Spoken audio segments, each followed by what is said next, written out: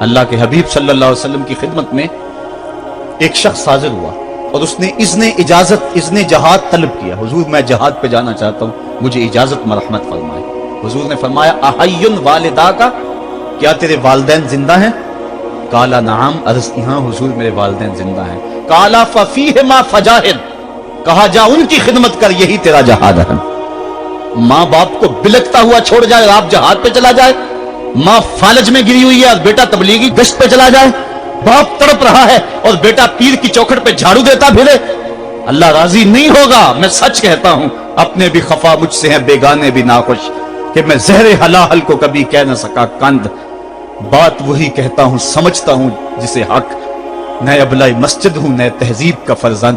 محمد عربی صلی اللہ علیہ وسلم سے بڑا پیر کون ہو سکتا ہے؟ لیکن حضرت وہ ویسے کرنی نہیں آ رہے. آقا کریم اپنے بٹن کھولتے ہیں اور کرن کی طرف, یمن کی طرف رخ کر کے لمبی سانسیں لیتے ہیں اور کہا میں رحمان کی خوشبو پا رہا ہوں. ایک دن صحابہ نے پوچھا بندہ نواز جس کے لیے تڑپتے ہو, جس کی ٹھنڈی ہوائیں آپ کو آ رہی ہیں, وہ آپ کا بڑا پیار کرنے والا ہے؟ کہا ہاں میرے سے بڑی محبت کرتا ہے. تو کہا پھر اتنی محبت کرتا ہے تو یمن تو دور نہیں ہے, بلال حبش سے آ گیا, سلمان فارس سے آ گیا, سہیب روم سے آ گیا, اور وہ یہاں یمن سے نہیں آ سکا. فرمایا اس کی بوڑھی اور نابینا ماں ہے جس کی خدمت اس کو نہیں آنے دیتی. اللہ اکبر. اب حضرت اویس کرنی نہیں آئے لیکن خیر التابعین کہلائے. آئے نہیں لیکن حضور ان کی یاد میں تڑپ رہے. اللہ, بلکہ حضور نے فرمایا کہ کوئی جائے اویس بن عامر کو ملے, اور جب ملے تو اس کو کہنا میری امت کی بخشش کی دعا کرے. جو ماں باپ کی خدمت کرتا ہے اس سے ثابت ہوا اس کی دعائیں قبول ہوتی. میں نے ایک روایت میں پڑھا ہے کہ جو آدمی روزانہ اپنے والدین کے لیے دعا کرے, والدین زندہ ہوں تب بھی, والدین فوت ہو گئے ہوں تب بھی, یہ عادت بنا لے, روزانہ ماں باپ کے لیے دعا کرے, ساری زندگی اس کے رزق میں بے برکتی نہیں آئے گی, اللہ اس کو رزق کی فراوانی عطا کر دے گا. اور جو والدین کے لیے دعا نہیں کرتا اللہ تعالیٰ کی رحمتوں سے محروم ہو جاتا ہے. حضرت ابو ہریرہ رضی اللہ تعالیٰ عنہ جب بھی ہاتھ اٹھاتے تھے تو یہ دعا کرتے تھے, اللہم اغفر لابی ہریرہ ولأمی ولمن استغفر لہما, اے اللہ ابو ہریرہ کو بخش دے, حضرت ابو ہریرہ کی ماں کو بخش دے, اور قیامت تک جو ہم دونوں کے لیے بخشش کی دعا کرے اس کو بھی بخش دے. حضرت امام محمد بن سیرین ایک بزرگ ہوئے تابعی, جب بھی دعا کرتے تھے یہ دعا ضرور کرتے تھے, اے اللہ ابو ہریرہ کی بخشش کر دے. کسی نے کہا کہ تمہیں ابو ہریرہ رضی اللہ تعالیٰ عنہ ان کی ماں سے بڑی ہمدردی ہے. کہا ان سے جو ہمدردی ہونی ہے وہ تو ہونی ہے. انہوں نے کہا ہوا ہے اللہ ابو ہریرہ اور ان کی ماں کو بخش دے, جو ان کے لیے دعا کرے اس کو بھی بخش دے. تو میں دعا کر کے اپنی بخشش پکی کر رہا ہوں. تو والدین کے لیے دعا کرنا اللہ کی رحمت کو دعوت دینا ہے. تو فرمایا کہ جاؤ اویس بن عامر کو جانا اور جا کے اس کو میری امت کے لیے دعا کا کہنا. حضرت سیدنا عمر فاروق حضرت علی المرتضیٰ گئے, جا کے ڈھونڈا, تلاش کیا, اویس بن عامر ملے, حضور کا سلام کہا, بس پھوٹ پھوٹ کے رونے لگے. کہا بتاؤ میرے رسول کے لبوں پہ میرا نام کیسے آیا تھا, حضور میرا جب تذکرہ کرتے تھے کیسے کرتے تھے. یہ درد دیکھا تو بولے کہ کیا آپ اتنی محبت رکھتے ہیں تو پھر ملنے کیوں نہیں آئے حضور کو, اتنا جو پیار رکھتے ہیں تو زیارت کرنے کیوں نہیں آئے. تو حضرت اویس کرنی نے بات کے رخ کو بدلا, کہا تم نے میرے رسول کو دیکھا, تم نے میرے رسول کی زیارت کی ہے. کہا ہاں ہم تو صبح و شام وہاں رہے ہیں. کہا پھر بتاؤ حضور کے یہ ابرو جڑے ہوئے تھے یا کھلے ہوئے تھے. اب دونوں حیران ہو گئے. کہا تم نے تو دیکھا, میں نے تو دیکھا نہیں, تم بتاؤ نا, پھر میں تو گیا نہیں, مجھے کہتے ہو گیا نہیں, تم بتاؤ حضور کے ابرو جڑے ہوئے تھے یا کھلے ہوئے تھے. حیران ہیں. کہا حضور آپ ہی بتلائیے. کہا کوئی دور سے دیکھتا تو جڑے ہوئے نظر آتے, قریب آ کے دیکھتا تو کھلے ہوئے نظر آتے. یہ وہ ہے جو ماں کی خدمت کرتا رہا اور حضور کے دربار میں حاضر نہیں ہو سکا, لیکن حاضری اس کی تھی, وہ جہاں بھی تھا وہ نبی کے قرب میں تھا. تو اس لیے ماں باپ کی خدمت اتنا بڑا وظیفہ ہے. حضرت بایزید بستامی کہتے ہیں میں نے حق معاف کروا لی اپنی ماں سے, کہ ماں تیرے حق ادا کروں یا اللہ کے حق ادا کروں, تو مجھے اپنے حق معاف کر دے, میں اللہ سے اپنے حق معاف کروا لیتا ہوں, اپنی اللہ کو راضی کر لیتا ہوں. جنگلوں میں گھومتے رہے, 12 سال بیت گئے. ایک دن دوبارہ آئے, بستان کی سمت سے گزرے, خیال آیا چلو ماں کو سلام کر جاؤں. تہجد کا وقت تھا, رات کا وقت تھا, دروازے پہ کھڑے رہ گئے کہ میری ماں سوئی ہوگی, میں نے کبھی کوئی خدمت نہیں کی ماں کی, تو اب اٹھا کے تکلیف کیوں دوں. ساری رات کھڑے رہے. جب تہجد کا وقت گزرا تو نالی سے پانی آیا, समझ गए कि मेरी माँ तहज्जुद के लिए उठी है। दरवाजे के करीब हो गए, माँ ने हाथ उठा लिया, कहा अल्लाह मेरा बेटा बायजीद तेरी तलब में निकला हुआ है, मैंने उसे अपने हक माफ कर दिए, तू उसको अपना विसाल अता कर दे। हजरत बायजीद दरवाजा खटखटाने लगे और माँ के कदमों में लिपट गए और रो के कहने लगे, जिस रब को मैं जंगलों में तलाश करता हूँ वो तो रब मेरी माँ के पास है। तो माँ की दुआओं में अल्लाह की रिजा है, माँ राजी हो जाए तो समझ लो खुदा राजी है। अल्लाह ताला जल्ला शानहू ने इरशाद फरमाया, वक़दा रब्बुका अल्ला ताबुदू इल्ला इय्याहु, तेरे रब ने यह तय कर दिया है कि उसके अलावा किसी की पूजा नहीं करोगे। व बिल वालिदैन इहसाना, और वालिदैन के साथ उसने सलूक से पेश आओगे।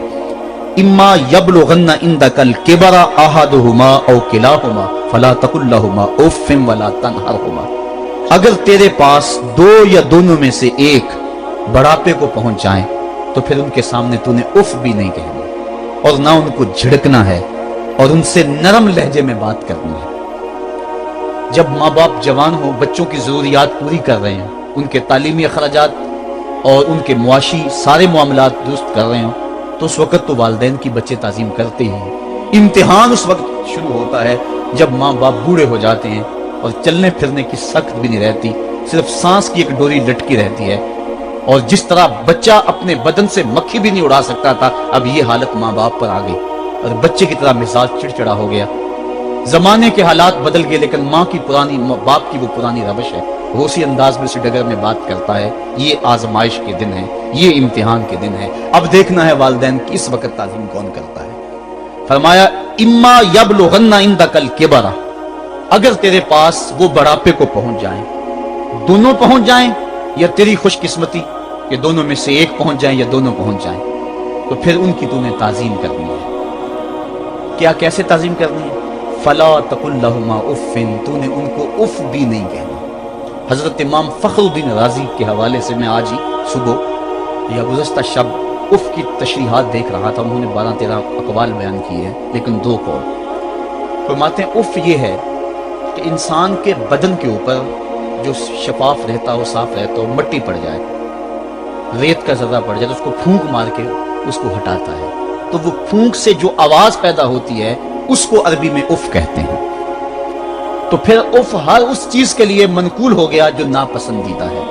एक तो कौल ये है कि वालिदैन के सामने इस एहतियात से रहो। दूसरी बात, आप फरमाते हैं उफ का मफहूम ये है कि जब माँ बाप बूढ़े हो जाएं तो बोलो बरास चारपाई पे निकल जाता है और इंसान उनको उठा के उनकी खिदमत करता है, सफाई करता है, कपड़े बदलता है। इंसान की तबीयत में जो फितरी नफासत है उसके तहत उसको माँ बाप से जो मकरूह और नापसंदीदा बू आती है उससे वो बचना चाहता है। वो नफरत माँ बाप से नहीं होती, वो नफरत उस बदबू से होती है जो माँ बाप के बदन से या चारपाई से या कपड़ों से उठ रही है। तो बंदा अपने जो है वो नाक पे कपड़ा रख लेता है उस बदबू से बचने के लिए। तो उफ के मफहूम को बयान करते हुए हजरत इमाम राजी कहते हैं कि इंसान को इस बात से भी रोका गया है कि तू अपने नाक पे कपड़ा रख के अगर उनको सफाई कर रहा होगा तो माँ बाप के नाजुक दिल पे कहीं ये बोझ ना आ जाए कि मेरा बेटा मुझसे नफरत कर रहा है। इसलिए वालिदैन की ताजीम का आलम यह है कि तू खुले नाक से उनकी खिदमत करे और वो बदबू सहता रहे और अपने नाक के ऊपर कपड़ा भी न रखे कि तेरे माँ और तेरे बाप के दिल के अंदर इतना खलाल और मलाल भी पैदा ना हो। यह है उफ का जुमरा। हजरत इमाम हसन रदी अल्लाह तआला अन्हु ने सारी जिंदगी अपनी वालिदा हजरत फातिमा तो ज़हरा के साथ बैठ के खाना नहीं खाया था। एक दिन हजरत सैयदा फातिमा ने फरमाया कि बेटा मेरा जी चाहता है कि मेरे साथ तुम बैठ के खाना खाओ, लेकिन तुमने कभी भी मेरे साथ बैठ के खाना नहीं खाया, क्या वजह है इसकी?